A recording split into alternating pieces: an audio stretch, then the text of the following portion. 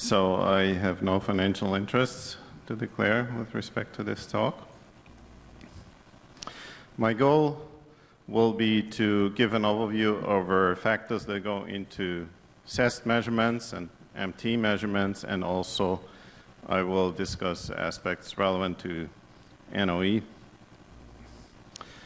And that will be done in three parts. First, to talk about what are the actual physical mechanisms of the exchange and what their signatures are, and then I'll be speaking about some practicalities, for example, B0 inhomogeneities and also pH dependence. And at the end, I'll be talking about relevance to macromolecules, macromolecular fraction determination, and in particular with a myelin example. So CEST means chemical exchange saturation transfer. So you saturate in a particular position here where you know you have a resonance of an exchangeable proton, and that exchanges with water, and you're detecting water. And MT is the biggest misnomer in this area, well, it's just a generic name, magnetization transfer, but really it refers to a broadband signature of chemical exchange from macromolecules. The basic experiment is extremely simple. You just have a saturation period, which can be depending on how forgiving the setup is in terms of SAR, but let's say 100 milliseconds saturation, and then you have you're taking either a spectrum or you're taking an image, and then you're saturating at the frequency of choice. And typically, this is not usually done necessarily in an imaging setting, but when you're exploring what frequencies to use, you would acquire a Z spectrum. So you would irradiate at different frequencies and record the water resonance, and you would record that with the MTR, magnetization transfer ratio, which is just a normalized signal intensity of the water signal. And then you would get a dip where you have an CEST resonance, where you're hitting a proton that's exchanging with water with a narrowband signature, and of course the broadband signature would affect the whole Z spectrum over the whole range. And what one often plots is the MTR asymmetry, which is just you take, for example, if you're interested in this exchangeable group here, you take the intensity on the right side here, and you subtract the left side, and then you plot this here, and that's then called MTR asymmetry. The MT signature would be a more broadband signature as well, and in some cases it can be asymmetric. In many cases it is asymmetric. Here is just a kaleidoscope of applications. I'm not necessarily going to go much into different applications, but this would be a subset of endogenous CEST contrast that has been developed and has been applied, for example, measuring glycogen, measuring glutamate, measuring amide protons from proteins, creatine, and GAG in cartilage. And then, of course, there are other applications that deal with paramagnetic agents. These would not be endogenous, so these would be contrast agents supplied for that specific purpose to obtain a very specific resonance, typically at a high frequency away from water. So let's talk about the mechanisms. So the basic mechanism for CEST is very intuitive. So you have some molecule of an exchangeable proton, you're saturating it, and then you're basically tagging it with a frequency, and then it exchanges with water, and that happens over and over again. And this is the main mechanism of sensitivity enhancement, because it happens over and over again. You get this amplification effect. And therefore, this approach is much more sensitive than measuring the metabolite itself. The question arose early on in this field of whether you could have a direct through space, whether, for example, you wouldn't necessarily need a chemical exchange, whether you could have a through space transfer of magnetization directly through water, and that actually has been ruled out. There is just, in typical molecules in a physiological environment, there is just not enough residence time of a water molecule near the molecule so that you would have an appreciable intensity. But there is what is called NOE. In this context, it is typically referred to as relayed NOE. That's NOE within the molecule transferring to an exchangeable hydrogen, and that one exchanges with water and is then ultimately detected. And this comes from fluctuating dipolar couplings, and the through space interaction is the intramolecular one, not intermolecular. And it's typically slow and very often of a smaller intensity than CEST, although there are some cases where it would rival those effects as well. Now, for magnetization transfer, one would consider typically a residual dipolar coupling as the basic mechanism. So you have a molecule that is so large that it is tumbling very, very slowly, or maybe even immobilized in some fashion, that you have residual dipolar couplings.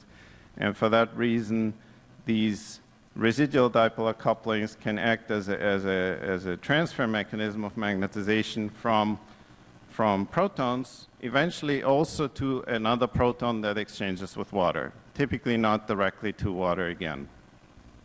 So you have the intramolecular mechanism, and then you have the intermolecular chemical exchange mechanism.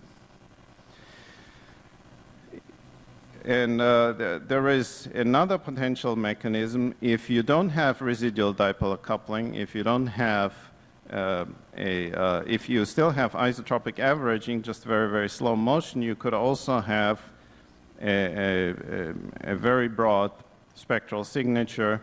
And in this case, you cannot really distinguish between the different protons. They're all part of one resonance that is very, very broad. And so you're hitting it, and then eventually you're transferring to water.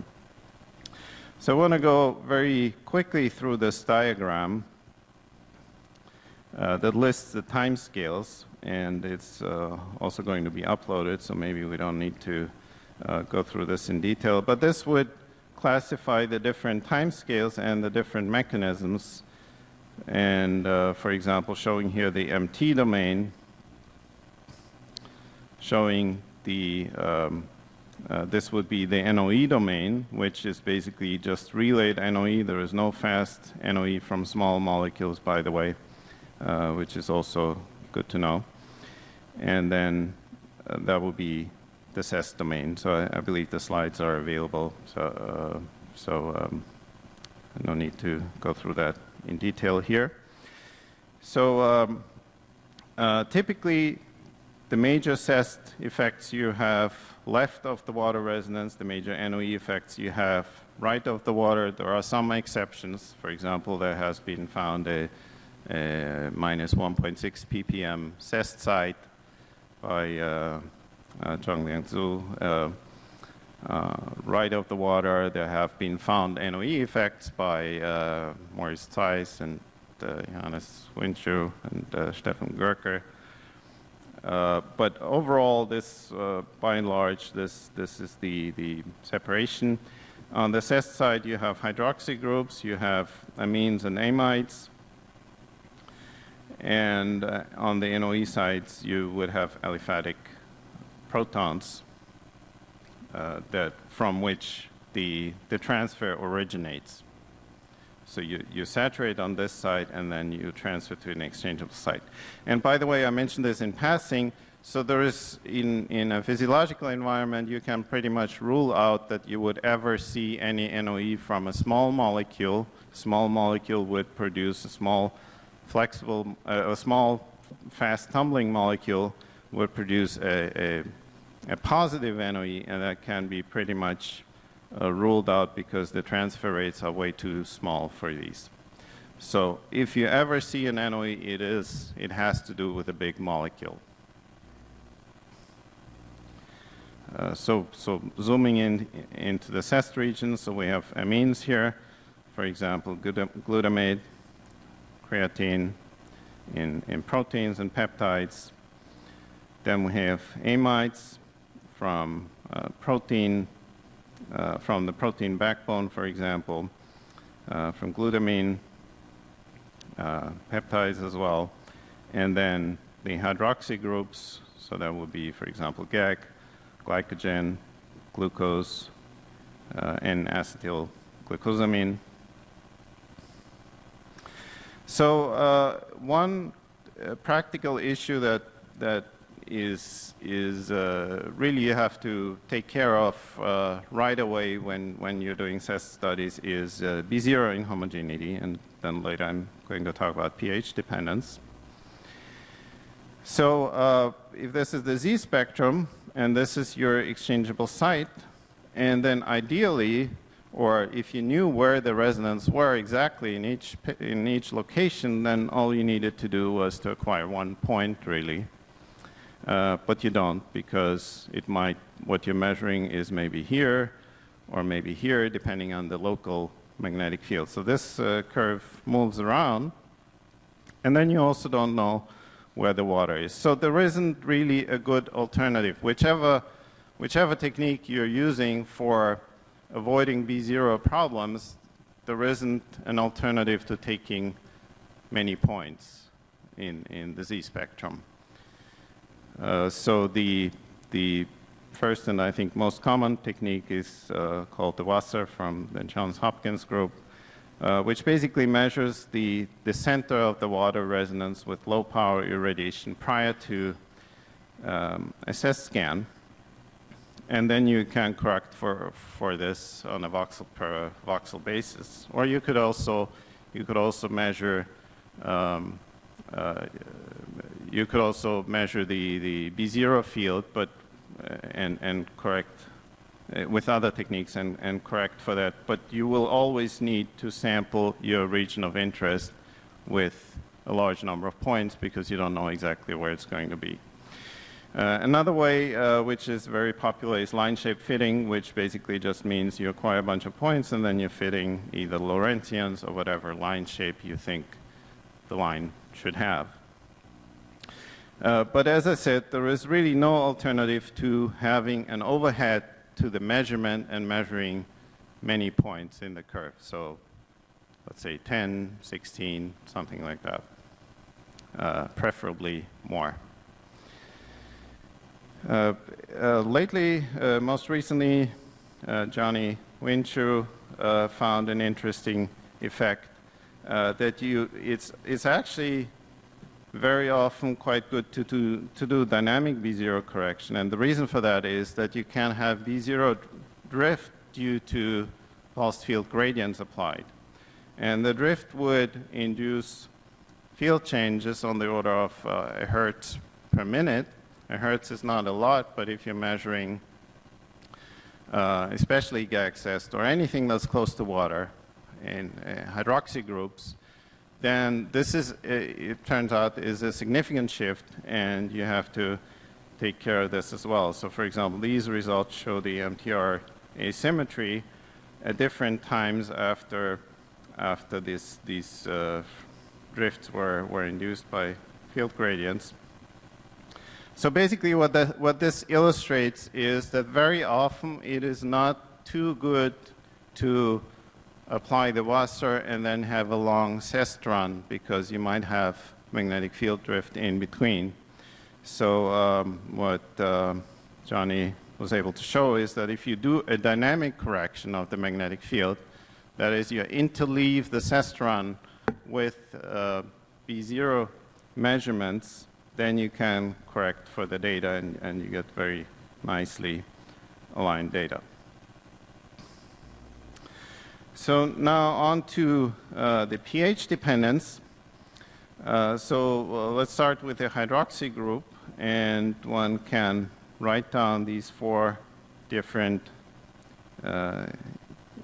equations where you have different ways in which the proton exchange would be catalyzed. For example, acid catalyzed here or base catalyzed. These would be the most important ones. You can also have water catalyzed, but that one doesn't depend on pH. So this one is strong, obviously, at low pH. This one is strong at high pH, and that would be the theoretical curve here. If you translate that into an MTR asymmetry, then what you find is, I mean, fast exchange is not always better. If the exchange is so fast that you coalesce with the water resonance, then you have no, you cannot measure CEST either. So in this particular case, you have the strongest CEST effect in that region, and then whenever you're too fast, either at low pH or at high pH, you're going down to 0 with the CEST effect. Again, here would be a couple of examples for glycogen and glucose. So for example, in this particular case, we're going up with the pH, and we're getting an increase in the CEST. We're still in the region where a fast exchange is good. So we're for this pH range not out of that region yet.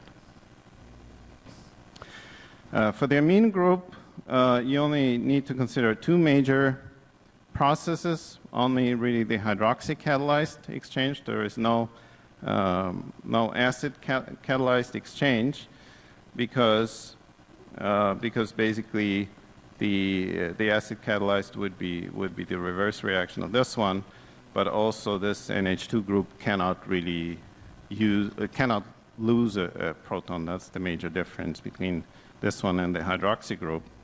And for that reason, that curve with the exchange rates looks like this. It generally goes up with higher pH. And that will be the MTR asymmetry curve. The major one would be the hydroxy catalyzed exchange. But what's also plotted here, and this is really, really important, this discussion so far really was just based on a sample in water. But if you have anything else, if you have phosphate in a buffer, that will also catalyze exchange, and you have additional exchange reactions to consider, and that can significantly change the whole behavior. So if your aim is to measure pH with CEST, then you really have to go through that and figure out what else you have in your environment that might change the pH behavior. Here's an example of creatine. In this case, I can't remember whether that was in buffer or in water, but basically this example does show you're going through a minimum in the CEST effect, and then you have a maximum on both sides, because basically no, I'm sorry, I misspoke here. You basically go up in the CEST effect as you go up with the pH. And you're still not in the region where it would go down because it becomes too fast, because the amine exchange is typically, it increases, but it increases from a low base. So you can't normally reach the case where it becomes too fast. Now, I will very quickly say a few things about macromolecules, and then I don't have too much time. But what I want to say here is there is MT asymmetry in many cases, and the reasons are not entirely, in some cases it's becoming clear how it arises. In other cases it's not too clear. It's not just in the brain. In cartilage, for example, there is a very strong MT asymmetry. This has been addressed to some degree with multi-frequency irradiation, and that will be done with a modulated saturation pulse, for example. There are different names for this. There is the topic of inhomogeneous MT, and there are a number of people that one should probably mention in this context, including one of our chairs here, Elena, and David Alsop, and Duhamel, and others. So this technique, while I think not everybody agrees with the name because the mechanism is not entirely clear, it does seem that this technique has a very strong white matter contrast. And for those reasons, I think it makes sense to examine what the origin of the MT might be in macromolecules. And one thing we have done here is looked at reconstituted lipids with different lipid molecules, also cholesterol and protein, and study the MT effect, for example. And I'm sorry, I'm speeding up a little bit because of time, but let me just get to the gist of it. Where we also used the double quantum filter method to select for the macromolecule, and then we have an exchange time here. And what this showed was that the fastest exchange is seen for cerebrosides, these types of molecules that have a lot of exchangeable groups on the head group, and very small effect, for example, much smaller effect for proteins, which was surprising to us at least, and sphingomyelin, which also has exchangeable groups, not quite as many, doesn't show a strong effect. So I think studies like that give us a good explanation of where the effect might come from. So with that, I want to finish up here. So 3 different things that I talked about: pH dependence here, mechanisms, and macromolecules. And so I'd like to finish, and thank you for your attention.